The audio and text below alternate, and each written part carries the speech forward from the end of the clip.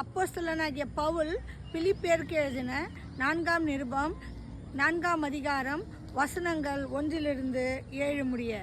ஆதலால் எனக்கு பிரியமும் வாஞ்சையும் சகோதரரே, எனக்கு சந்தோஷமும் கிரீடமும் மாணவர்களே, பிரியமானவர்களே, இந்தபடியே கர்த்தருக்குள் நிலைத்திருங்கள்.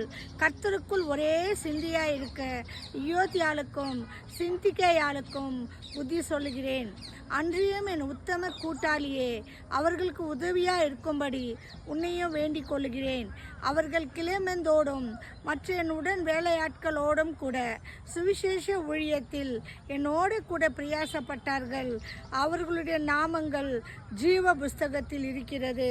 கர்த்தருக்குள் எப்பொழுதும் சந்தோஷமாயிருங்கள் என்று மறுபடியும் சொல்லுகிறேன். உங்கள் சாந்த குணம் எல்லா மனுஷருக்கும் தெரிந்திருப்பதாக. கர்த்தர் சமீபமாயிருக்கிறார். நீங்கள் ஒன்றுக்கும் கவலைப்படாமல் எல்லாவற்றையும் குறித்து உங்கள் விண்ணப்பங்களை ஸ்தோத்திரத்தோடு கூடிய ஜெபத்தினாலே வேண்டுதலினாலும் தேவனுக்கு தெரியப்படுத்துங்கள்.